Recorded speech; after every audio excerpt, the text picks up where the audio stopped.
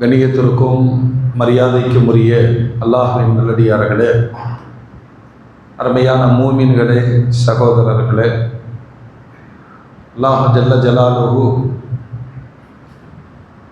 நபிகள் நாயகம் ஸல்லல்லாஹு அலைஹி வஸல்லம் அன்னவர்களின் வழியாக உலகத்தில் மிகச் சிறந்த ஒரு அறிவு சமுதாயத்தை அல்லாஹ் உருவாக்கி தந்தான். இந்த உம்மத்திற்கு வழங்கப்பட்ட அறிவாற்றலை போன்று, கல்வி ஞானத்தை போன்று வேறு எந்த சமுதாயத்திற்கும் வழங்கப்படாத அளவு எல்லா அறிவு ஞானத்தையும் அல்லாஹ் இந்த உம்மத்திற்கு வழங்கினான்.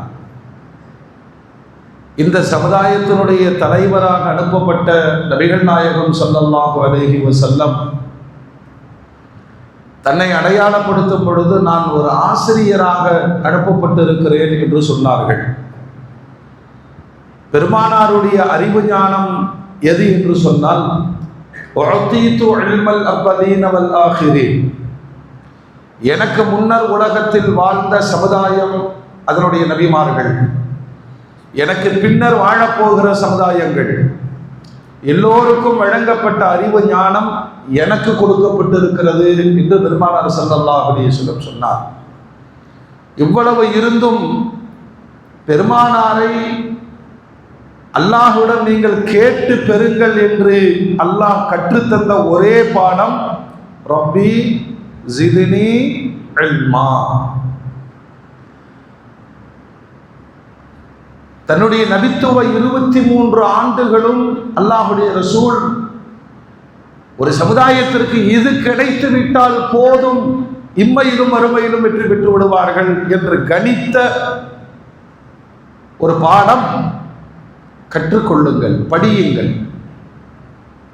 இந்த படிப்பு என்பது நாம் விளங்கி வைத்திருக்கிற இந்த நம்பர்கள் அல்ல, நாம் விளங்கி வைத்திருக்கிற அல்லது ஆங்கிலேயர்கள் அறிமுகப்படுத்திய இந்த மெக்கோலா வழி கல்வி அல்ல, மார்க்கை அடிப்படையாக கொண்டு கல்வியை தீர்மானிப்பது அல்ல. வள்ளுவர் பெருந்தகை சொல்லுகிற வார்த்தை நம் எல்லோருக்கும் தெரியும், கற்க கசடர கற்பவை கற்றபின். சொல்லுங்க, அதுதான் இல்லை, அது நேர் தலைகளா இருக்கும். அது கல்வி அல்ல, அது சம்பாதிப்பதற்கான, உலகத்தை தேடுவதற்கான மனிதர்கள் தீர்மானித்த அளவுகோல். பெருமானார் தான் உருவாக்கிய சமுதாயத்திற்கு 24 மணி நேரமும் கற்றுத்தந்தார்கள்.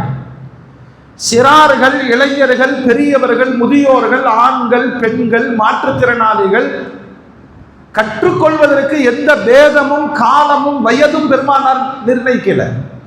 பார்க்கிற மனிதர்களிடமெல்லாம் கல்வியை போதித்தார்கள். கற்றபடி நடங்கள் என்று சொன்னார்கள். கற்றபடி நடப்பதுதான் கல்வி. எவ்வளோ பெரிய ஆழமான அறிவு ஞானத்தை அல்லாஹ்வுடைய ரசூல் ஊட்டினார்கள் என்பதற்கு குர்ஆனில் ஏறத்தாழ ஒரு 14-15 இடங்களில் சஹாபாக்கள் கேள்வி கேட்டதை அல்லாஹ் பதிவு செய்கிறார். சின்ன குழந்தை ஒரு கேள்வியை கேட்டுட்டா நம்ம அதிசயமாயிரும். ஒரு குழந்தை அவங்க அத்தாட்ட கேட்குது, சிலிண்டரு, அடுப்பு, இது என்ன அப்படின்னு. இப்போ தந்தை விளக்குகிறார், இந்த சிலிண்டரில் கேஸ் இருக்கும், இந்த கேஸ் பாஸ் ஆகி அடுப்பின் வழியே அது நெருப்பை பற்ற வைக்கும் போது எரிகிறது, நாம் பயன்படுத்துகிறோம். உடனே அந்த குழந்தை கேட்குது, இங்கிருந்து கேஸ் பாஸ் ஆகுது, அங்கிருந்து ஃபயர் ஏன் பாஸ் ஆகாத?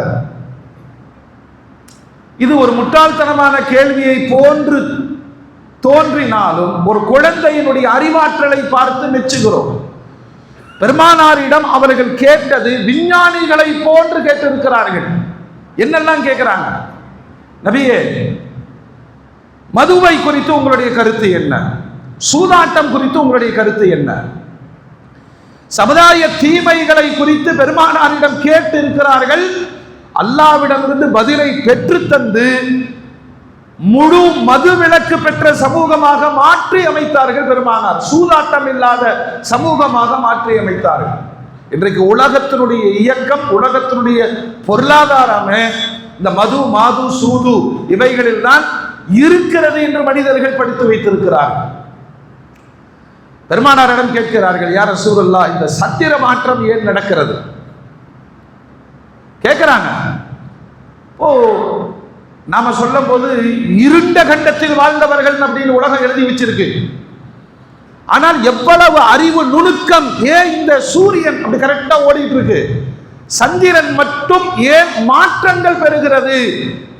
அல்லாஹ்வுடைய ரசூல் அல்லாஹ்விடம் கேட்டு சொன்னார்கள், குல்லிய மவாக்கீத்துல் இன்னாஸ் வல் ஹஜ், அமல் செய்வதற்கான காலம் காட்டி சந்திர மாற்றம் தான். அதோட நிக்கல. யஸ்அலூனக மாதா யுன்ஃபிகூன், இந்த பொருளாதாரத்தை எப்படி செலவு பண்ணணும்? இந்த ஜெனரேஷனுக்கு பெரிய பிரச்சனை என்னன்னா, வரவு குறைவு. சொல்லுங்க, இதை சஹாபாக்கள் கேட்டு இருக்கிறார்கள். வரவுக்கு தகுந்த செலவழிக்க வேண்டும்னா எப்படி செலவழிக்கலாம், எதற்கெல்லாம் செலவழிக்கலாம், யாருக்கெல்லாம் செலவழிக்கலாம்? சட்ட விதிகளை அல்லாஹ் சொல்லிக் கொடுத்தான். பொருளாதார நிபுணர்களாக அருமைக்குரிய சஹாபாக்கள் இருந்திருக்கிறார்கள். அப்புறம் கேட்கிறாங்க பரிதாபங்கள். யஸ்அலூனக அனில் யதாமா, தாய் தந்தையை இழந்த யதீம்கள் எப்படி வாழ்வார்கள்? அவர்களுக்கு சமுதாயம் செய்ய வேண்டிய கடமை என்ன? நமக்கு தாய் தகப்ப இருந்தும் நியமத்துகளை புரிந்து கொள்ளாமல் வாழுகிறோம் இல்லையா? நம்மளை படிக்க வைத்து ஆளாக்கி மனமுடித்து கொடுத்து கடைசியில் தாய் தகப்பனை கதறவிட்டு வேடிக்கை பார்க்கிற ஒரு சமூகமாகத்தான் இந்த தலைமுறை வாழுகிறது. தாய் தந்தையே இல்லாத அனாதைகள் எவ்வளவு கஷ்டப்படுவார்கள். சமூக அக்கறையோடு யதீம்கள் குறித்து, அவர்களுக்கான தீர்வுகள் குறித்து சஹாபாக்கள் சிந்தித்திருக்கிறார்கள். இப்படியே இருக்கிறோமா? ஒரு நாள் உலகம் அழியும். யஸ்அலூனக அனிஸ்ஸாஅ, உலக அழிவு குறித்து பெருமானாரிடம் கேட்கிறார்கள். ஏன் கேட்கணும்? அழியும் உலகத்தில் நிரந்தரம் இல்லை என்பதை உணர்ந்து வாழ வேண்டும், அவ்வளவுதான். அப்படியே கேட்டுட்டு வர்றவங்க உச்சபட்சமா இன்று வரையிலும் உலகத்துல தீர்வு கிடைக்காத அல்லது தீர்வு சொல்ல முடியாத ஒரு செய்தி சஹாபாக்கள் கேட்கிறார்கள். யஸ்அலூனக அனிர் ரூஹ், உயிரை பற்றி கேட்கிறார்கள். உயிர்னா என்ன? அது எங்க இருக்கு? அது எப்படி வேலை செய்கிறது? அது மனிதர்களால் பார்க்க முடியுமா? உயிரை உருவகப்படுத்த முடியுமா? அல்லாஹ் பதில் சொல்லி கொடுத்தா. பெருமானார் சொன்னார்கள், அது அல்லாஹ்வை சார்ந்த ஞானம். இன்னைக்கு தேதி வரைக்கும் உயிர்னு சொல்றாங்க.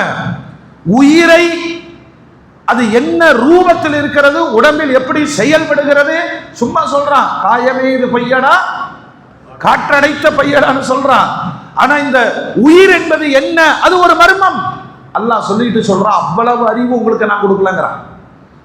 இப்படி அறிவு சார்ந்த செய்திகளை ஒரு சமூகம் எப்பொழுது கற்றுக்கொள்கிறதோ, கற்றபடி நடக்கிறதோ, அந்த சமூகம் துனியாவிலும் வெற்றி பெறும், ஆகிரத்திலும் வெற்றி பெறும். அல்லாஹ்ட்ட கேட்டுக்கிட்டே இருங்க. எல்லாரும் படிக்கணும். படிப்பதற்கான வயது வெட்கப்படுதல் கூடாது, வெட்கப்படுதல் கூடாது. அதுல உலகத்தில் சிறந்த சிலபஸ் எதுனா குர்ஆன் ஒண்ணுதான். இது யாருக்குனா உலக மக்களுக்கு குர்ஆன். ஆசிரியர் பெருமானார், மாணவர்கள் சஹாபாக்கள். நீங்கள் எந்த கேள்வியும் கேளுங்கள், குர்ஆன் அதற்கான விடைகளை தருகிறது. அல்லாஹ்வின் வேதத்தை விட்டுவிட்டு மனிதர்கள் எழுதிய அனுமானங்களை படித்து அதன் மீது நம்பிக்கை கொள்கிறோம். இந்த மருத்துவமா இருக்கா இல்லையா? மருத்துவம் முழுக்க முழுக்க பார்த்தீங்கன்னா அனுமானம் தானே. அனுமானத்தை வச்சுக்கிட்டே நம்ம என்ன சொல்றோம் சொன்னா, அந்த டாக்டர் பயங்கரமானவர் அப்படி கண்டுபிடிச்சிருவார், அவர் கடைசியில் சொல்றாரு உங்க ஆண்டவன்கிட்ட கேளுங்கிறார். அவ்வளவுதான் அறிவு, அவ்வளவுதான் அறிவு. ஆனால் இந்த அறிவை தேடுவதின் பின்னணியில் ஒருவனுக்கு அல்லாஹ்வுடைய ஞாபகம் வர வேண்டும், அல்லாஹ்வுடைய வல்லமை வர வேண்டும். தன் வாழ்க்கையில் நடைமுறைப்படுத்துகிற கல்வி எதுவோ அதுவே சிறந்த கல்வி. அத்தகைய கல்வியை நோக்கி நாமும் நமது சந்ததிகளும் பயணிக்க வேண்டும். அல்லாஹ் தௌஃபீக் செய்வானாக. +2 மார்க் வந்துருச்சு, சந்தோஷம்.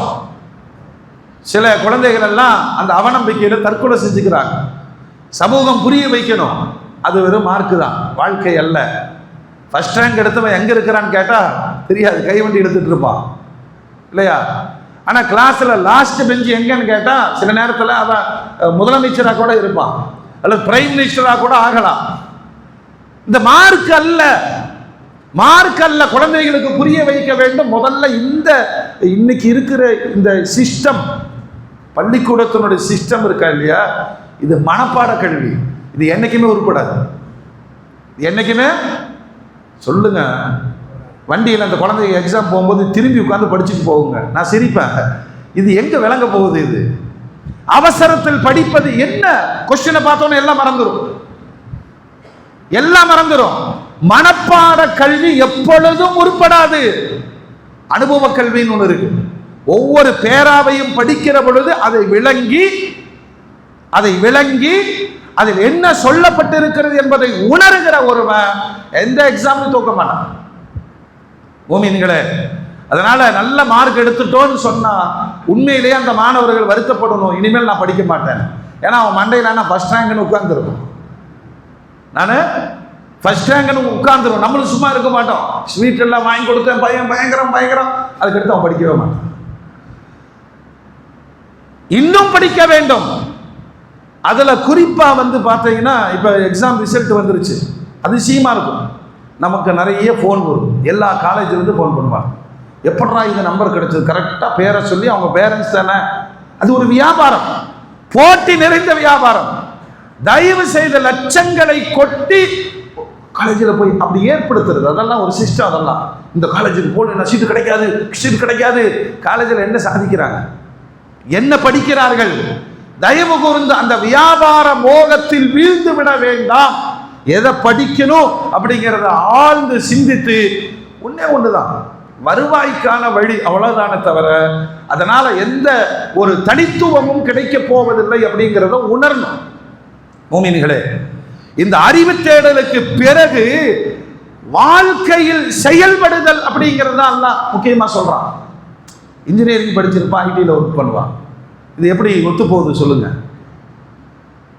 எப்படி காம்ப்ரமைஸ் பண்ணிக்கிறோம்? படித்ததெல்லாம் பயனுக்கு வருவதில்லை, நினைச்ச மாதிரி நடக்கிறதில்ல. அதனால் அல்லாஹ் விரும்புகிற வார்த்தை இல்ம். அல்லாஹ் தன்னை அடையாளப்படுத்துவது ஆலிம். அவனை ஞாபகப்படுத்துகிற கல்வி உன்னிடம் இருக்கும் என்று சொன்னால் உன் வாழ்க்கையை தீர்மானிக்கிற பாதையை அவன் ஏற்படுத்தி தருவான்.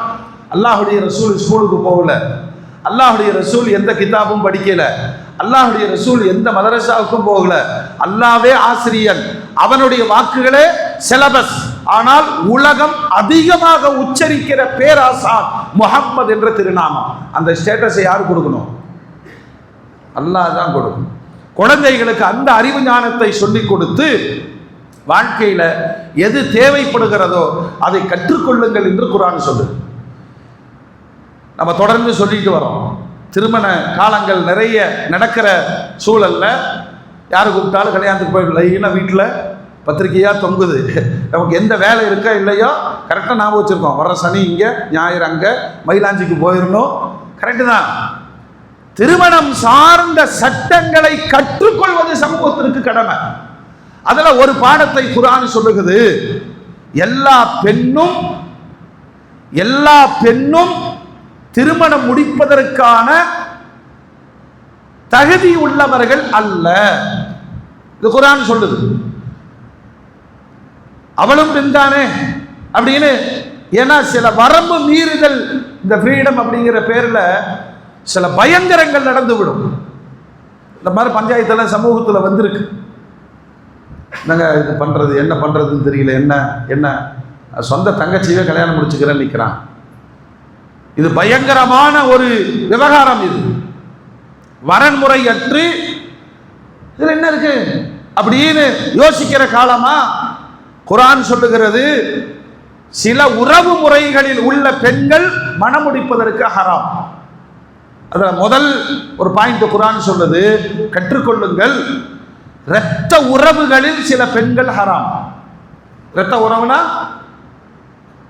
நம்மோடு இரத்த சம்பந்தப்பட்ட உறவுகளில் இருக்கக்கூடிய என் தாய், என்னுடைய சகோதரி, என் தாயோடு பிறந்தவர்கள், தந்தையோடு பிறந்தவர்கள், இந்த பெண்களை எல்லாம் குர்ஆன் பட்டியலிடுது. இவங்களை எல்லாம் நீ திருமணம் முடித்துக் கொள்ளக்கூடாது. அதே மாதிரி பால்குடி உறவுன்னு குர்ஆன் சொல்லுது. எந்த விதமான உறவு முறைகளும் கிடையாது.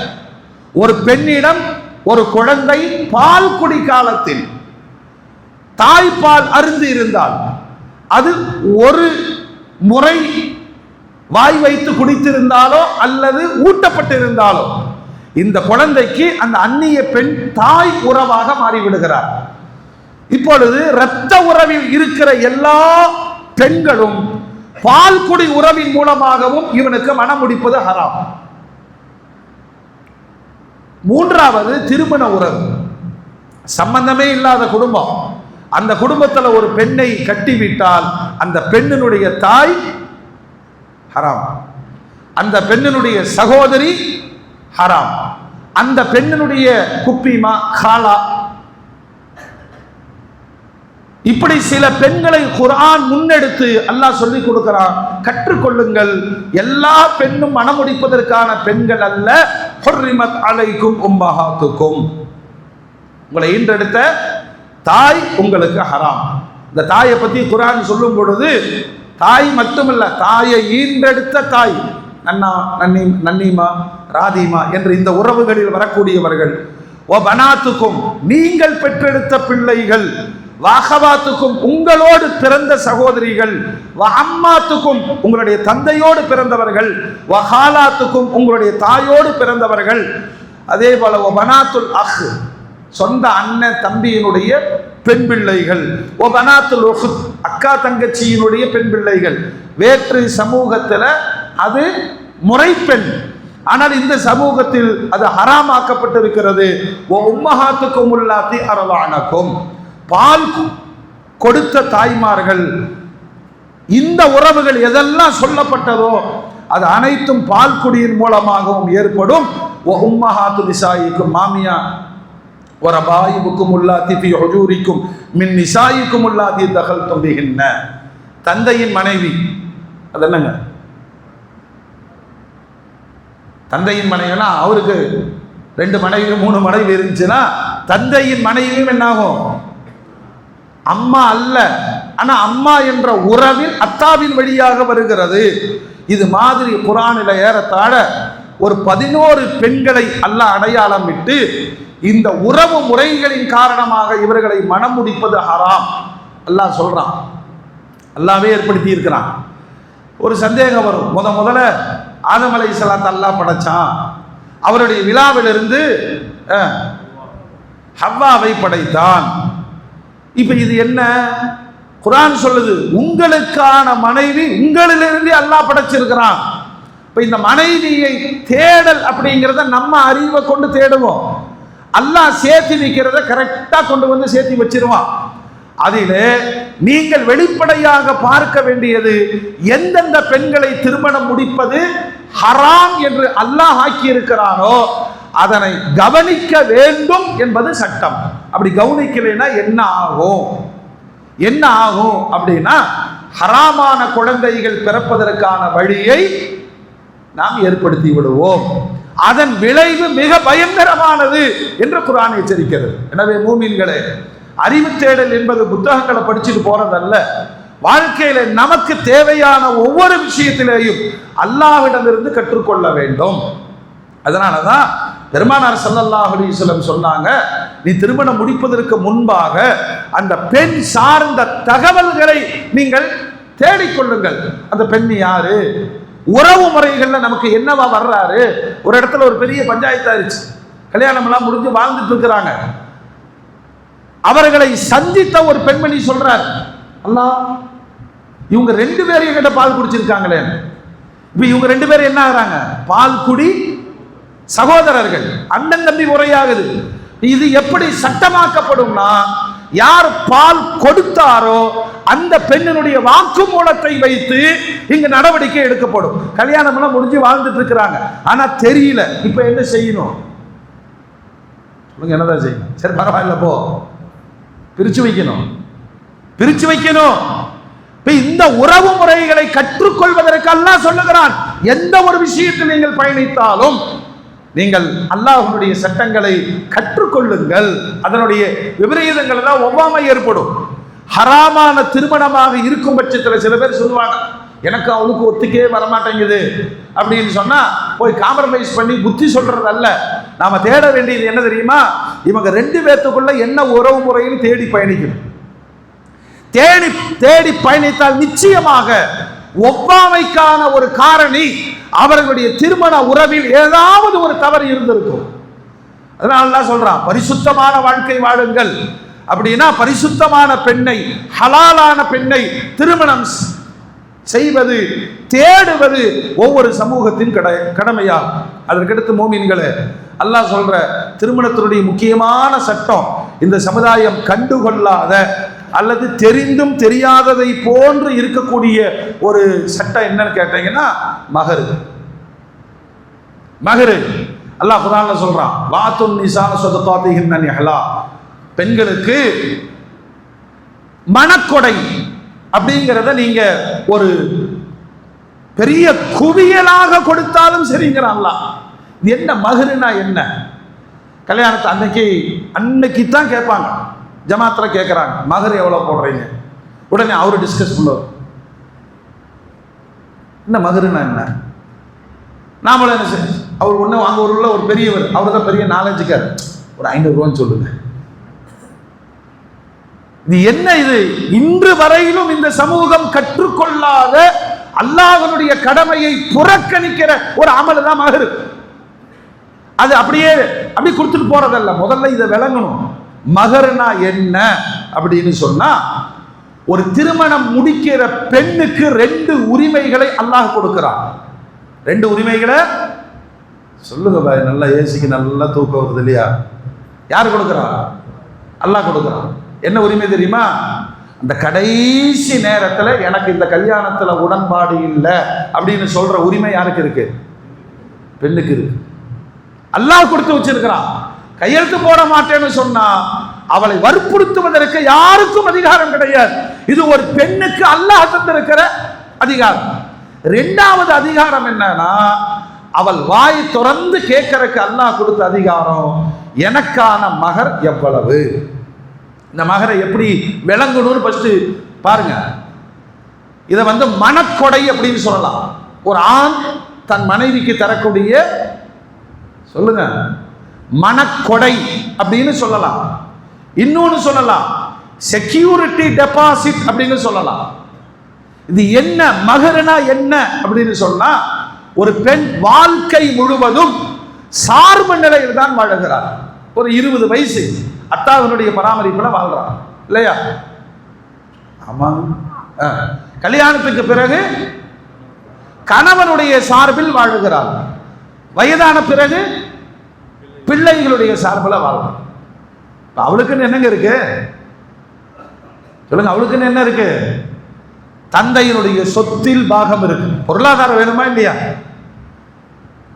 கணவனுடைய சொத்தில் பாகம் இருக்கு, பிள்ளைகளுடைய சொத்தில் பாகம் இருக்கு. இது அல்லாஹ் கொடுக்கிறான். அதோடு அல்லாமல் இந்த பிள்ளைகளும் தந்தையும் இதெல்லாம் இந்த உறவுகளை ரிஜெக்ட் பண்ண முடியாது, இடையில போயிருந்து சொல்ல முடியாது. என்னைக்குமே மகன் தான், என்னைக்குமே அத்தா தான். ஆனா இந்த இடையில வர்ற கணவனுங்கிற உறவு இருக்கா இல்லையா, இது என்ன வேணாலும் ஆகலாம். இப்போ ஒரு பெண்ணுக்கு அல்லாஹ் வைத்திருக்கிற பாதுகாப்பு என்ன? தயவு செஞ்சு புரிஞ்சுக்கணும். மகர்னா என்ன அப்படின்னா, ஒரு 350 ரூபாய் கொடுத்துட்டு போறது நல்ல. நான் ஒரு பெண்ணை திருமணம் முடிக்கிறேன், என்ன நம்பி அவ வர்றா. இப்ப இந்த வரதட்சணை சீதனம், இந்த 2க்கு வித்தியாசம் பார்க்கணும். வரதட்சணை சொன்னா கேட்டு வாங்குறது. சொல்லுங்க, என்னது? என்ன கேட்டு வாங்குறது? எவ்வளவு போடுவீங்க அப்படி பழைய காலத்துல கேட்டாங்க. இப்ப புரோக்கரை விட்டு அதுல மார்க்கத்திலே இல்லை, இப்படி கேட்டு வாங்குறாங்க. அது மார்க்கத்தில் இல்லை. இமாம் கஸாலி சொல்லுவாங்க, அந்த பெண்ணுக்கு என்ன தருவீங்கன்னு கேட்டா அவன் திருடங்கிறாங்க. இப்படி எல்லாம் சொன்னா கோபம் வந்துருமா இல்லையா? சரி, சீதனம் என்பது என்ன அப்படின்னா, நான் என் மகளுக்கு விரும்பி செய்கிற அன்பளிப்புகள். அதுக்கெல்லாம் அளவு கிடையாது. என் மகளுக்கு நான் ஒரு வீடு வாங்கி தர்றேன், ஒரு கார் வாங்கி தர்றேன், அது என்னுடைய விருப்பம். ஆனா சட்டம் என்பது என்ன அப்படின்னா, முதல்ல ஒரு நிக்காஹில் பெண்ணுக்கும் ஆணுக்கும் சம்மதம் இருக்கணும், பலவந்தமான திருமணம் கூடாது. ரெண்டாவது ஈஜாப் கபூல் நடக்கணும். மூணாவது 2 சாட்சிகள் இருக்கணும். அந்த சாட்சிகள் மூமின்களா முஸ்லீம்களா இருக்கணும்.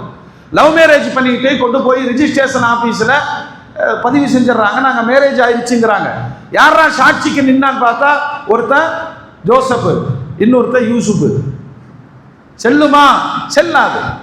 இதுல மகர் கொடுக்கணும்.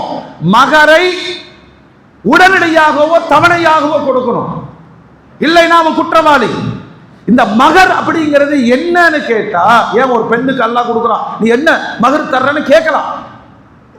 ஏன் அப்படின்னு நம்ம விளங்கும் பொழுது, எல்லாத்தையும் விட்டுட்டு வந்துடுறாள், சொல்லுங்க, எல்லாத்தையும் விட்டுட்டு வர்றாளா இல்லையா? திடீர்னு இவன் தலாக்கு விட்டுட்டான் அல்லது இறந்து போயிட்டான். சமுதாயத்தில் நடைமுறை என்ன அப்படின்னா, அந்த பெண் தாய் வீட்டுக்கு திருப்பி வந்துடுறான். சமுதாயம் அதுக்கு வச்சிருக்கிற பேரு சொல்லுங்க, வாழா வெட்டி. அதுக்கு சமுதாயம் வச்சிருக்கிற பேர் என்ன? எந்த பாசத்தோடு தந்தை வளர்த்தினாரோ தாய் வளர்த்தினாரோ இப்ப முகம் சுளிக்கிறாங்க. வீட்டுக்குள்ள ஜாடமாடையே பேசுறாங்க. இவளை கட்டி கொடுத்த போன இடத்துல புருஷனோட இருக்காம வந்துட்டா, புருஷனை தின்னுட்டு வந்துட்டா, இதெல்லாம் இன்னைக்கு இருக்குது. சகோதரர்கள் கோபத்தை காமிக்கிறாங்க, அந்த பெண் அழுகிறாள். அவன் செத்து போனதுக்கு நான் என்ன செய்ய முடியும்? என்னை அதனாலதான் அல்லாஹ்வுடைய ரசூல் சொல்றாங்க, நீ செய்யக்கூடிய தர்மத்துல மிகப்பெரிய தர்மம் என்ன தெரியுமா? வாழா வெட்டியாக உன் வீட்டிற்கு திரும்பி வந்த பெண் பிள்ளைக்கு செலவழிப்பதுதான் தர்மத்தில் சிறந்த தர்மங்கிறாங்க பெருமானார். அந்த வேதனை தெரியுதா? சொல்லுங்க, அந்த வேதனை தெரியுதா? நம்ம என்னங்க பெண் பிள்ளைகளை கட்டி கொடுத்து வாழா வெட்டியா வர்றது? இஸ்லாத்திற்காக அல்லாஹ்வுடைய ரசூல் தன் 2 பிள்ளைகளை அபூலகபின் மகன்களுக்கு கட்டி கொடுத்தாங்க.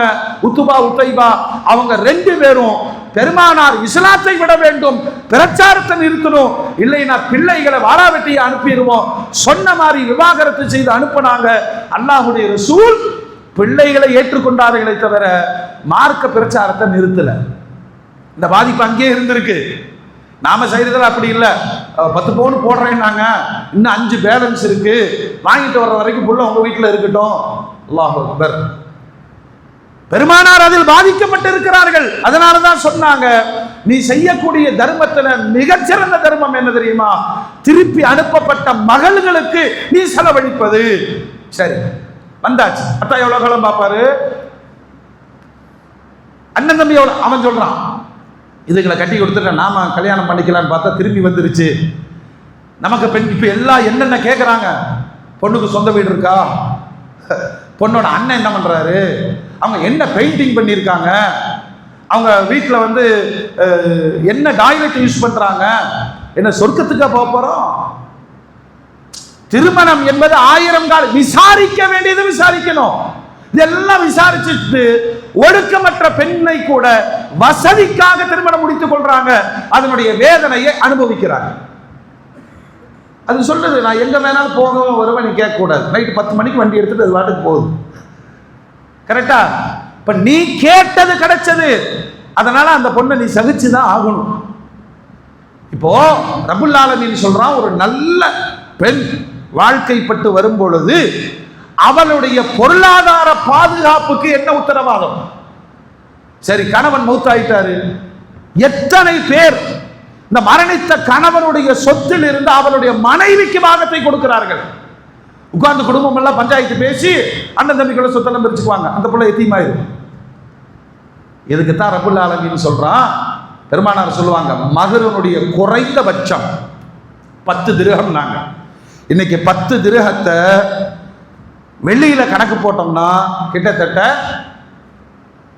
30 கிராம் குறைந்தபட்சம். இன்னைக்கு 1 கிராம் வெள்ளி எவ்வளவுங்க? 100 ரூபான்னு வச்சுங்களேன். 30 கிராம் எவ்வளவு ஆச்சு? 3000 ரூபாய் குறைந்தபட்சம். அதுக்கு கீழே மகர் கிடையாது. அதுக்கு கீழே மகர் கிடையாது. அதிகபட்சத்திற்கு வரன் இல்லை, வரைமுறை கிடையாது. நபிகள் நாயகம் ஸல்லல்லாஹு அலைஹி வஸல்லம் மணமுடித்த தன் மனைவிமார்கள் அத்தனை பேர்களுக்கும் 400 திர்ஹத்திற்கு மேல் மகர் கொடுத்துதான் மணமுடித்திருக்கிறார்கள். லட்சக்கணக்கில் வருது, அது கணக்கு போட்டா. அல்லாஹ்வுடைய ரசூல் கொடுத்த மகர் இன்னைக்கு தேதியில சொன்னா 15 லட்சத்துக்கிட்ட என்ன செஞ்சிருக்காங்க, மகர் கொடுத்திருக்கிறாங்க. இப்ப என்னை நம்பி வாழ வருகிற ஒரு பெண்ணுக்கு ஒரு செக்யூரிட்டி டெபாசிட், அவளுக்கான பாதுகாப்பு. இதை நான் சொல்லல, அல்லாஹ் சொல்றான். திடீர்னு நீ இறந்து விட்டால், நீ முடங்கி விட்டால், நீ விவாகரத்து செய்து விட்டால் இந்த பெண் பாதிக்கப்படுவாள். அவளுடைய வாழ்வு பாதிக்கப்படாமல் இருப்பதற்கு நீ ஒரு தொகையை டெபாசிட்டாக கொடு. அந்த மகர் தொகை பொண்ணோட அத்தாவுக்கு உரிமை கிடையாது. மகர்னு சொல்லி கொடுக்குறாங்க, அவர் வாங்கி கல்யாண செலவுலாம் பண்ணிடுறாரு. மகர் யார் கைக்கு போகணும்? பெண்ணுடைய கைக்கு போகணும். அவள் அதை பாதுகாத்துக் கொள்ளணும். இப்ப இன்னைக்கு காலத்துல கணவன் இல்லாத விதவையான ஒரு பெண் யாரையும் சாராமல், இப்ப பாருங்க, ஒரு மாப்பிள்ளை 20 லட்சம் ரூபாய் மகர் கொடுத்தாரு.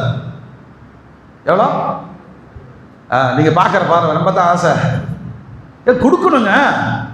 20 லட்சம் ரூபாய்க்கு வீடு வாங்கி அந்த வீட்டை மகருன்னு எழுதி கொடுத்துட்டாரு.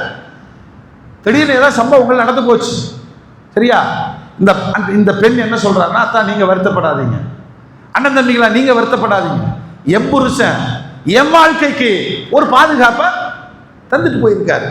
நான் அந்த வீட்டில் குடி இருந்துக்கிறேன், எனக்கான மிகப்பெரிய பாதுகாப்பு. நான் சின்ன சின்ன கைத்தொழில் ஏதாவது செஞ்சு நான் பொழைச்சுக்கிறேன். அல்லாஹ் நாடி இன்னொரு மறுமணத்திற்கான வாழ்வு ஏற்படும் போது அப்புறம் பார்க்கலாம் இன்ஷா அல்லாஹ். இப்போ இந்த தாய் தகப்பனும் சங்கடப்பட மாட்டாங்க, அண்ணன் தம்பியும் சங்கடப்பட மாட்டாங்க. இப்போ இந்த அத்தா அம்மா புள்ள கூட வந்து இருப்பாங்க. கரெக்டா? நாம கொடுக்கிற 350 ரூபாய் மகர் அன்னைக்கே முடிஞ்சு போயிருது. கணவன் மரணித்து விட்டால் அழுது புலம்புகிற பெண் ஒரு வார்த்தை சொல்வா, இனி நான் என்ன பண்ணுவேன்? இந்த வார்த்தைக்கு என்ன அர்த்தம்? சார்ந்து இருக்க வேண்டிய கணவன் இல்ல, என்னை மீண்டும் சார்பில் எடுத்துக்கொள்வாரா என் தந்தை? என் அண்ணன் தம்பி என்ன பார்ப்பாங்களா? அல்லாஹ்வுடைய ரசூல் சொல்வாங்க, அஸ்ஸாஇ அலல் அர்மிலத்தி வல் மசாகீன் கல் முஜாஹிதி ஃபீ ஸபீலில்லாஹ். விதவை பெண்களுக்கும் கைம்பெண்களுக்கும் யார் உழைக்கிறாரோ அல்லாஹ்வுடைய பாதையில் ஜிஹாது செய்தவரை போல. நல்லா இருக்கிற குடும்பமே சரியா ரன் ஆக மாட்டேங்குது. விதவை பெண்களுடைய மனோநிலை எப்படி இருக்கும்? ரொம்ப பரிதாபகரமா இருக்கும். அல்லாஹ்வுடைய ரசூல் சொல்றாங்க, நீ ஒழுக்கமா மகருங்கிற அவளுடைய பாதுகாப்பை நீ உறுதி செய்திருந்தால் என்ன இருக்கும்? பெரிய பிரச்சனைகள் சால்வ் ஆயிருங்க. இவரே சொல்றாரு, அல்லாஹ்வுடைய நாட்டத்தில் மருமக மௌத்தாயிட்டாருங்க, ஆனால் பிரச்சனை இல்லை, மகளும் குழந்தைகளும் இருக்கிறதுக்கு ஒரு வீடு வாங்கி வச்சிருக்கிறாரு, கடை இருக்கு, இப்போ பொண்ணு ஆளை வச்சு கடையை கவனிச்சுக்குது. இப்போ நான் கூட பொண்ணுக்கு துணையாக தான் போய் இருக்கிறேன். அல்லாஹ் நாடனா இன்னொரு மாப்பிள்ளை வந்துச்சுன்னா அது சின்னஞ்சிறு வயசு, அதுக்கு கட்டி வைப்போம். எவ்வளோ கண்ணியமா போகுது, எவ்வளோ கண்ணியமா போகுது. அதனால தான் அருமைநாயகம் ஸல்லல்லாஹு அலைஹி வஸல்லம் இந்த மகருடைய சட்டத்தை சொன்னார்கள். தவணையாகவோ உடனடியாகவோ ஒரு பெண்ணுக்கு சேர வேண்டிய உரிமை மகர் நிக்காஹ்வில் செலுத்தப்படணும். நிக்காஹ்ல செலுத்தப்படணும். ஒன்று நெட் கேஷ், உடனடியாக நான் 5 பவுன் போடுறேன், 50 பவுன் போடுறேன். நீங்க இவர் என்ன செய்யறாருன்னா அங்க 100 பவுன் வாங்குறாங்க. எங்க வாங்கக்கூடாத இடத்துல வாங்குறாங்க. மகர் அதுல இருந்து 2 பவுன் போடுறாங்க. அடே பயங்கரமான தர்மம். யாரை ஏமாத்துறாங்க? யாரை ஏமாற்றுகிறோம்? ஒரு பெண்ணுக்கான வாழ்வின் பாதுகாப்பு அந்து போய்விட்டால் அவளை பாதுகாப்பதற்கான பொருளாதாரம் தான் இந்த மகர். அதனாலதான் ஆயிஷா ரலியல்லாஹு அன்ஹா சொல்றாங்க, நபி ஸல்லல்லாஹு அலைஹி வஸல்லம் மகருடைய விஷயத்துல ரொம்ப கராரா இருந்தாங்க. நிக்காஹ்ல வந்துருச்சுன்னா முதல்ல பெருமானார் கேட்பாங்க, உன்ட மாதிரி இருக்கா? ஒரு சஹாபி வந்தார், ஒரு பெண்மணி பெருமானார்ட்ட வந்து சொல்றாங்க, யா ரசூலல்லாஹ், என்னை உங்களுக்கு நான் அன்பளிப்பாக தருகிறேன். அல்லாஹ்வுடைய ரசூல் சொன்னாங்க வேண்டான்ட்டாங்க. சபையில கேட்டாங்க, வேற யாராவது இந்த பெண்ணை மணமுடித்துக் கொள்கிறீர்களா? ஒரு ஏழை சஹாபி எந்திரிச்சார், நான் கட்டிக்கிறேன் யா ரசூலல்லாஹ். உடனே அல்லாஹ்வுடைய ரசூல் கேட்கிறாங்க, மகர் கையில வச்சிருக்கியா? அவரு சொல்றாரு, இடுப்புல இருக்கிற துண்டு ஒண்ணுதான் இருக்கு, இதை வேணா மஹரா கொடுத்துட்டான்னு கேட்கிறாங்க. அல்லாஹ்வுடைய ரசூல் சொல்றாங்க, அதை கொடுத்துட்டேன் நீ அவுரத் ஆயிருமே, வேற என்ன இருக்கு?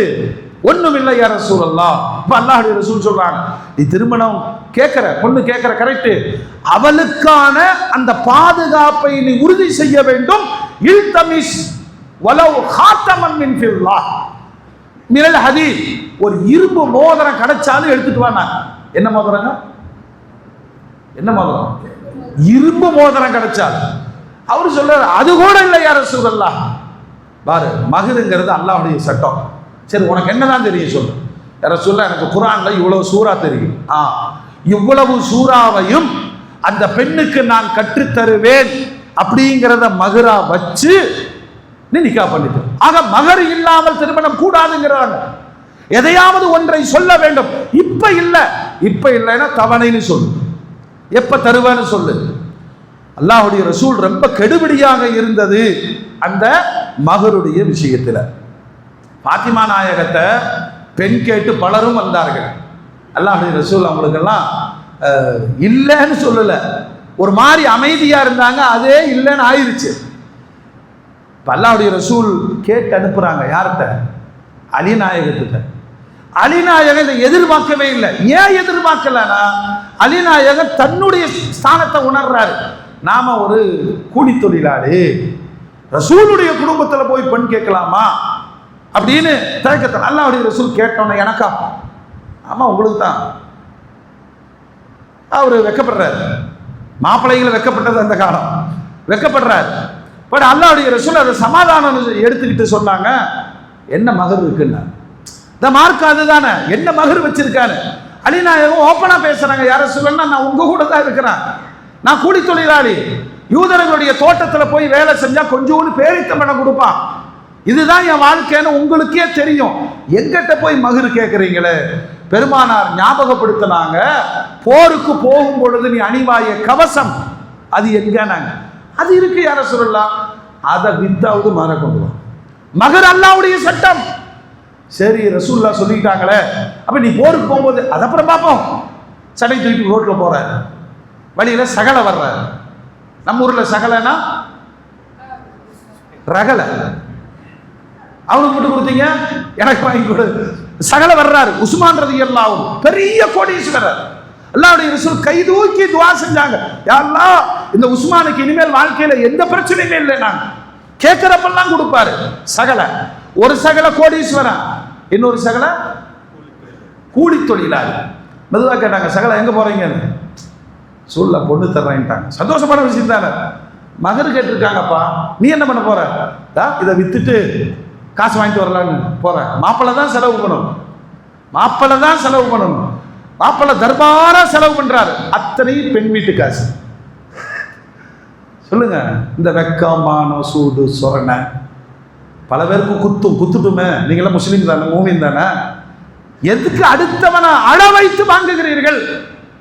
ஒரு கவிஞன் சொன்னான், இந்த மாதிரி அழகா எழுதுறான், எங்க அக்கா திறந்த வீட்டை விட்டு புகுந்த வீட்டிற்கு சென்றார், நாங்கள் சொந்த வீட்டை விற்று வாடகை வீட்டுக்கு சென்றோம்.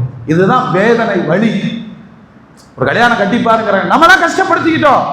அலிநாயகம் போகும்போது சகலை கூப்பிட்டார். சரி, விற்கத்தானே போறீங்க, கொடுங்க. வாங்கிட்டார். எவ்வளோ? ஒரு 40 ரூபா வருங்க. 400 ரூபா கொடுத்து வாங்கிக்கிறாரு. சகலைகள் இப்படி இருக்கணும். சகலைகள் சொல்லுங்க, இப்படி இருக்கணும். உள்ள அனுப்ப மாட்டோம், அவனுக்கு மட்டும் மோதிரம் மாட்டேங்கலாம், எனக்கு நீ உழைக்கிற, நீ தானே ஆம்பளை, எதுக்கு அந்த ஆள்கிட்ட பிடிங்கி திங்கிற? சகல என்ன செய்யறாரு பாருங்க, 40 ரூபாய் பொருளை 400 ரூபாய் கொடுத்து வாங்குற. அப்படின்னா இதுக்கு பயங்கர சந்தோஷம். வாங்கி கொண்டு போய் இந்த கல்யாண ஏற்பாட்டாளர்கள் யாருன்னு சொன்னா உமர் நாயகமும் பிலால் நாயகம், அவங்கள்ட்ட கொண்டு போய் கொடுத்துட்டாரு. இந்தப்பா மகர். அவங்க அதை வாங்கி எல்லாம் கல்யாணத்துக்கு தேவையானதெல்லாம் செலவு பண்ணி எல்லாம் பார்த்துட்டு இருக்கும்போது உஸ்மான் நாயகம் கல்யாணத்தில் கலந்துக்கிறாங்க. பள்ளிவாசலில் வச்சு அந்த ஹரீஸ் அப்படிங்கிற சின்ன பாயாசம், ஒரு பெரித்தம்படம், யாரு உலகம் இன்றளவும் அதிகமாக உச்சரிக்கிற முஹம்மது என்ற திருநாமத்திற்கு சொந்தக்காரரின் வீட்டு திருமணம் அவ்வளவு எளிமையாக நடக்கிறது. எல்லாம் முடிஞ்ச உடனே உஸ்மான் நாயகன் சகல பாருங்க எவ்வளவு நல்லவர், வாங்கின அந்த கவசத்தை மாப்பிள்ளைக்கு அன்பளிப்பாக கொடுத்துட்றார். இதுதான் பிறருக்கு உதவி செய்யுதல். இப்ப பாருங்க, கவசமும் வந்துருச்சு, மகரும் வந்துருச்சு, மானமும் காக்கப்பட்டது. இப்படி ஒரு பாரம்பரியத்தை அல்லாஹ்வுடைய ரசூல் உருவாக்கி தந்து மாப்பிள்ளைக்கு சொன்னாங்க, ஒரு காலம் பெண் வீட்டாரை நீங்கள் கஷ்டப்படுத்தி விடாதே, அவுலி வலவ் பிஷா. நான் சொன்னதை நல்லா தெரிஞ்சுக்கணும். என் பிள்ளைக்கு நான் என்ன வேணாலும் செய்யறேன், நான் விருந்து போடுறேன், நான் கார் வாங்கி கொடுக்குறேன், நான் 100 பவுன் போடுறேன், அது தந்தை பிள்ளைக்கு இடையில் இருக்கக்கூடிய பிரியம், அதுக்கு சட்டம் கிடையாது. நீ கேட்டு வாங்குற வரதட்சணை தான் கூடாது. அது சொல்றாங்களே, பூசாமி சொல்றாங்களே, ஒண்ணுமே வேண்டாங்க, 2000 பேர் வருவோம், நல்ல பிரியாணி பாசுமதி ஆக்கி போட்டுருங்க, 1 கிலோ பிரியாணி இன்னைக்கு எவ்வளோ? 2000 ரூபாய். கிட்னி தான் விற்கணும். 2000 பேர்த்துக்கு பிரியாணி எவ்வளோ ஆச்சு? நீங்க ஒண்ணுமே இல்லைங்க. அந்த கல்யாண வீட்டில் அத்தனை பேரும் சந்தோஷமாக இருக்கும் போது பெண்ணை பெற்றெடுத்தவனின் முகத்தை கூர்ந்து கவனியுங்கள். வசதியா இருந்துச்சு, அந்த ஆள் விரும்பி செய்கிறாரு, அது வேற பிரச்சனைங்க. கேட்டு மிரட்டி வாங்கி சில்லி சிக்கன்ல 4 ஐட்டம் அது இல்லைன்னு சொன்னா அங்க கலவரம் ஆயிரும். இது எந்த விதமான நியாயம்? அல்லாஹ்வுடைய ரசூல் சொல்றாங்க, மாப்பிள்ள நீ மகர் கொடு, 2வது நீ தான் வலிமா விருந்து போடும். அவுலி வலவ் பிஷாத்தின், ஒரு சின்ன ஆட்டை அறுத்தாவது நீ வலிமா விருந்து கொடு. பெண் வீட்டு விருந்தை மார்க்கம் அனுமதிக்கல. நான் விரும்பி போட்ட அது வேற, இந்த 2ஐ போட்டு குழம்பிக்க கூடாது. 2ஐ போட்டு கேட்டு வாங்குவதைத்தான் மார்க்கம் சொல்லுது. இப்போ நாமளே சில பழக்கங்கள்லாம் வச்சிருக்கோமா இல்லையா? கல்யாணத்துக்கு முன்னாடி 1 வாரத்துக்கு முன்னாடியே நேராக போட்டுருவாங்கல்ல, அந்த விருந்து இந்த விருந்து, அப்புறம் மயிலாஞ்சி, தலப்பாக்கட்டு, அப்புறம் சிறு வீடு பெரு வீடு மறு வீடு அடுத்த வீடு பக்கத்து வீடு. இது நாம திங்கிறக்க நாம வச்சுக்கிட்ட ஐடியா. அல்லாஹ்வுடைய ரசூல் சொன்னது ஒண்ணே ஒண்ணுதான், டேய் மாப்பிள்ள நீ ஒரு ஆட்டை அறுத்தாவது வலிமா போடு. இதுதான் மார்க்கம். எளிமையாக்கி தந்த ஒரு மன வாழ்க்கையை கஷ்டமாக்கி கொண்டது நாம். அதனால அல்லாஹ்வுடைய ரசூல் சொல்றாங்க, சிறந்த பரக்கத்தான நிக்காஹ் எதுனா, எது குறைந்த செலவில் நடத்தப்படுகிறதோ அதுதான் பரக்கத்திற்குரிய நிக்காஹ். வல்ல ரப்புல் ஆலமீன் இந்த நடைமுறைகளை புரிந்து கொண்டு, இல்முனா என்னன்னா அப்படி பேசிட்டு எழுதிட்டு போறது அல்ல, படித்ததை அமலில் கொண்டு வருவதுதான் ஒரு சமூகத்தினுடைய உயர்வு. இல்லைன்னு சொன்னா என்ன ஆகும் அப்படின்னா, பல்வேறு சோதனைகளால் நாம் சோதிக்கப்படுவோம். அதுல இந்திய முஸ்லிம்களுக்கு வந்திருக்கிற நிறைய சோதனைகளில் ஒன்று நம் மீது சொல்லப்படுகிற வெறுப்பு பிரச்சாரங்கள். அதில் குறிப்பா இந்திய இறையாண்மையினுடைய ஜனநாயகத்தினுடைய 5வது தூணுன்னு சொல்லக்கூடிய எது? ஊடகங்கள். ஒன்னு கட்டி நிற்கிறான், எங்கேயாவது ஒரு இடத்துல முஸ்லிம்களின் பேரை சொல்லி ஏதாவது செஞ்சிடணும். அந்த ஆட்சி தான் நடக்குது. அவங்க அப்படித்தான் ஆட்சிக்கு வந்தாங்க. இஸ்லாம் இவ்வளவு தெளிவான கற்றலின் பின்னணியில் வாழும் மார்க்கம், இது அவனுக்கும் தெரியும். இந்த தஸ்லீமா நஸ்ரின்னு ஒரு பொம்பளைக்கு அரபு நாடுகள் எல்லாம் மரண தண்டனை விதிச்சிருச்சு. இப்போ அவ எழுதியிருக்கா, இஸ்லாம் இருக்கும் வரை தீவிரவாதம் இருக்கும். இதுதான் வெறுப்பு. கலிமாவின் மீது வெறுப்பு, மார்க்கத்தின் மீது வெறுப்பு. காஷ்மீர் பிரச்சனை, பாகிஸ்தானுடைய போரு, இவங்களே என்ன செய்யறாங்கன்னா, கர்நாடகாவில் நடந்திருக்கு, ஆர்எஸ்எஸ் காரங்களா புர்கா போட்டுட்டு பாகிஸ்தான் ஜிந்தாபாத். எந்த ஒரு இந்துஸ்தானியும் சொல்ல மாட்டான். எந்த ஒரு இந்திய தேசம் காயிதே மில்லத் இஸ்மாயில் சாஹிப் சொன்னாரு, பாகிஸ்தான் பிரிஞ்ச நேரத்தில் சொன்னாரு, பாகிஸ்தானிகளே நீங்கள் வேறு நாங்கள் வேறு, நாங்கள் இந்தியர்கள், நாம் முஸ்லிம்களாக இருந்தாலும் சகோதரர்களாக இருந்தாலும் எங்கள் நாடு என்று வருகிற பொழுது நாங்கள் எங்கள் நாட்டுக்கு ஆதரவாக மட்டுமே பேசுவோம், நீங்கள் எதிரி நாடுன்னு சொன்னார். அதுதான் எல்லாருடைய மனநிலை. உலகம் முழுவதும் மூமின்கள் சகோதரர்கள். ஆனா நாட்டு எல்லை ரீதியா நான் எதுக்கு தேவையில்லாம இங்க உட்கார்ந்துட்டு பாகிஸ்தான் ஜிந்தாபாத்னு சொல்லணும்? அப்படி சொல்ல மாட்டோம். ஆனால் இந்த பயங்கரவாதிகள் என்ன செய்யறாங்கன்னா, அது மாதிரியான சூழலை உருவாக்கி ஒரு போருக்கான ஒத்திகைகள், இது ஒண்ணு இல்லை, சிறுபான்மை சமூகத்தை பயமுறுத்தி ஒரு அச்சத்தை ஏற்படுத்தக்கூடிய எல்லா வேலையும் மீடியாக்கள் செய்யறாங்க. மிக தெளிவா செய்யறாங்க. இஸ்லாத்தின் மீது இஸ்லாமியர்கள் மீதான வெறுப்பை தொடர்ந்து ஆபரேஷன் சிந்தூர்ங்கிற பேரில், அப்புறம் அங்கங்க காஷ்மீரிகள் கொல்லப்படுகிறார்கள், திரும்பவும் பாதுகாக்கப்பட்ட மண்ணுன்னு சொல்லப்பட்ட இடத்துல ஒரு சமூகம் குறிவைக்கப்படுகிறதுன்னு சொன்னா இந்த காலகட்டங்களை நாம யோசிக்க வேண்டியது என்ன தெரியுமா? முதலில் நாம் அல்லாஹ்விடத்தில் தௌபா செய்யும். நமது தவறுகளுக்குத்தான் காபிர்களை அல்லாஹ் நம் மீது சாட்டுகிறான் என்பதை உணர்வதற்குத்தான் இந்த செய்திகள். எத்தனை பேர் ஹஜ்ஜினுடைய கனவுல இருந்தாங்க இல்லையா? 52,000 பேருடைய ஹஜ்ஜின் கனவை தகர்த்த சதி. இது வெறுப்பு பிரச்சாரம் தானே? இந்த இடத்துல நான் தான் தௌபா செய்யணும். இந்த காபிர்கள் நம் மீது அதிகாரத்தை மூலம் நம்மை கொத்தடிமைகளாக ஆக்குவதற்கான வழியை நான் திறந்து விட்டேன். பெருமானார் சொல்றாங்க, துஆ செய்வாங்களா, லா துஸல்லி தலைனா மல்லா யகாஃபுக வலா யர்ஹம்னா, யா அல்லாஹ் எங்கள் மீது இரக்கம் காண்பிக்காத, உன்னை பயப்படாதவர்களை எங்கள் மீது ஆட்சியாளர்களாக தந்து விடாதே. நாங்கள் அவனுக்கு எந்த பயமும் கிடையாது, நம்ம மேல எந்த கருணையும் கிடையாது. முஸ்லிம்கள் ஓட்டு போட வேண்டாம்னு சொல்றான், ஆனா முஸ்லிம்களுடைய வக்ஃபு சொத்தை அபகரிக்கிறாங்க, முஸ்லிம்களுடைய தலாக்குடைய உரிமைகளை கையில் எடுக்கிறார்கள். இது தொடர்ந்து இன்னும் நிறைய வரும். அதுல ஒண்ணுதான், ஏதாவது ஒரு இடத்துல முஸ்லிம்களை தீவிரவாதிகளாக காண்பித்து, தொப்பி வச்சிருந்தா தாடி வச்சிருக்கிறார், ஜக்கி வாசது சொல்லுங்க, ஒரு ஆதியன பேசுற பேச்சா? எல்லா இடத்திலும் காவி மயமாக இருக்கிறது. அதில் குறிப்பாக நாம் இன்றைய தேதியில் உணர வேண்டிய, பயப்பட வேண்டிய ஒன்று, உணர்ச்சி வசப்பட்டு சோசியல் மீடியாக்களை நீங்கள் தவறாக பயன்படுத்தி விடாதீர்கள். அல்லாஹ் குர்ஆன்ல சொல்றான், இன்ஜாஅக்கும் ஃபாஸிகும் பினபையின், ஒரு செய்தி உங்களுக்கு வந்துச்சுன்னு சொன்னால் அதை ஆய்வு செய்யுங்கள், அதை ஆய்வு செய்யுங்கள் எப்படியாவது. ஏன்னா பிஜேபியை பொறுத்த வரைக்கும் ஊடகத்திற்கு சம்பளம் கொடுத்து லட்சக்கணக்கான ஊழியர்கள் அதில் வச்சிருக்கிறார். இஸ்லாம் குறித்தும் இஸ்லாமியர்கள் குறித்தும் வெறுப்பு செய்திகளை பரப்பிட்டே இருக்கணும். அதற்கு முஸ்லிம்கள் பலியாகுவார்கள். நாம நிரந்தர ஆட்சியில் இருக்கலாம். இந்த திட்டத்திற்கு மூமின்களாகிய நாம் நமது இளைஞர்களை, சோசியல் மீடியா பாரு, ஆனா எதையுமே ஃபார்வேர்ட் பண்ணாத, நீ எதிலையாச்சும் எழுதி வைக்காத, ஏதாவது கருத்தை சொல்லி தொலைக்காத. NIA வரும், ED வரும், முஸ்லிம்கள் குறி வைக்கப்படுவார்கள், நமக்கு பாதுகாப்பு யாருமே இருக்க மாட்டாங்க. அதுதான் நிஜம். அல்லாஹ்விடத்தில் தௌபா செய்வதோடு இந்த உம்மத்தின், இந்த தேசத்தினுடைய பாதுகாப்பிற்காக நாம் மிக கடினமாக உழைக்க வேண்டிய, பொறுக்க வேண்டிய, பொறுமையை மேற்கொள்ள வேண்டிய ஒரு கால அவலச்சூழல் ஏற்பட்டு இருக்கிறது. வல்ல ரப்புல் ஆலமீன் எல்லா முசீபத்துகளிலிருந்தும் இந்த நாட்டையும் இந்த சமூகத்தையும் அல்லாஹ் பாதுகாப்பானாக.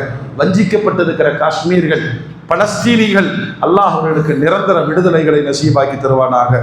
வாஹிரு தாவானா அல்ஹம்துலில்லாஹி ரப்பில் ஆலமீன்.